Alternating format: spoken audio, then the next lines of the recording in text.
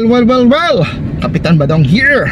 Alright guys, puntahan natin to yung famous na sinasabi nila na runway. So tingnan natin daw dahil daw sabi daw nila maganda daw ang scenery doon. Alright, so tingnan natin kung maganda nga. Actually malapit lang to sa office. Let's see kung maganda nga talaga ang area.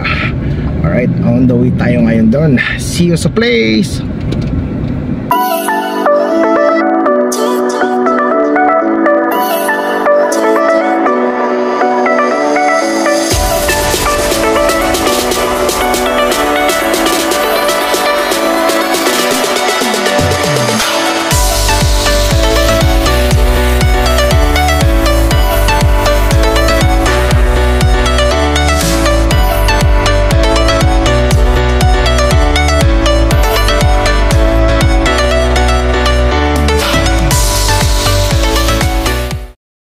Alright guys, so ngayon ito yung daanan mismo ng old airport. So nasa runway tayo ngayon ng Bacolod Airport, no?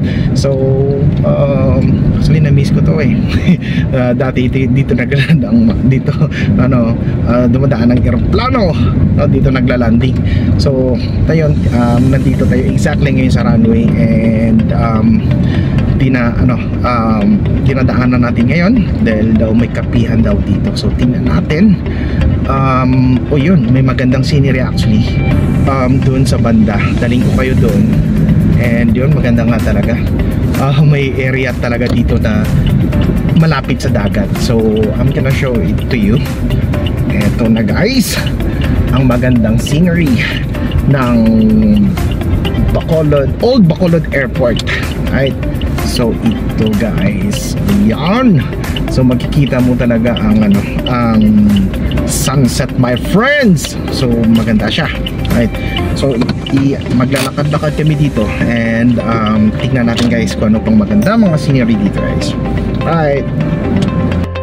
Alright guys, ito na, palakad-lakad kami ngayon dito, and napakaganda talaga nga yung scenery nga dito. So malapit talaga siya sa dagat, and ito na, runway na nga talaga. Alright, so guys, maganda pala pumunta dito pag mga bandang hapon, around 5 o'clock, 5:30.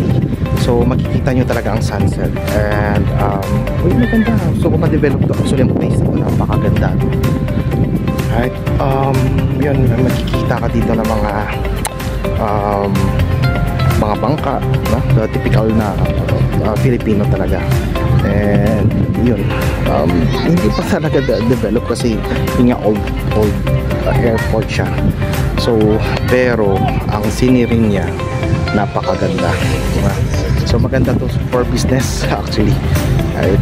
So lakad-lakad tayo dito, and tingnan natin kung ano pang pwede na dito. And yes, so matagal na non-operational tong airport na to, and nalipat na kasi sa Silay Airport. So ayan guys, see, napakaganda. Right, so zoom natin na po. Ayan, napakaganda. Ayan, so punta natin mamaya ang pagbaba, right, in a few seconds, few minutes actually. So ayan guys, makikita mo maraming pupunta dito, and yeah,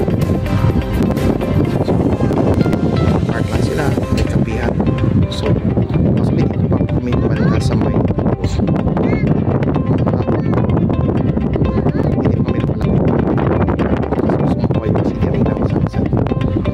so let's see here. Ayan, medyo maganda nga talaga ang area. So puntahan natin dito mamaya. Ayun na. Okay, ayan guys, so maraming tao dito, and magkakape. Ayan. airport. Ano yung sabi nila? Maganda nga talaga for the business. Kapi-kapihan. Alright. So kukunan ko yung scenery ng sunset.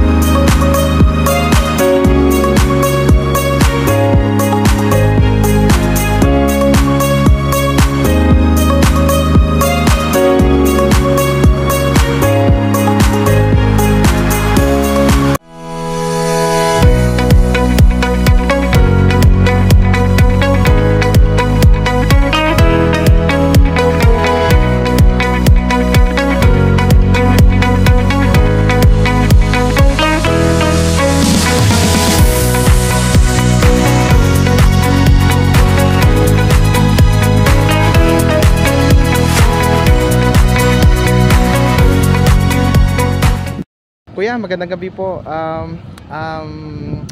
Parati kayo dito sa runway? Oo. So every afternoon. Every afternoon. So ano naman dito kuya ang mga magaganda makikita nila if ever na pupunta sila sa runway? Kita ko mga salsalang tao, motor, saka magandang hangin dito.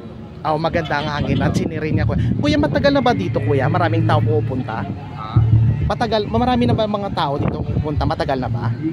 Nung una mag-start, hindi masyado po ngayon. Ngayon na marami na rin daw, hindi na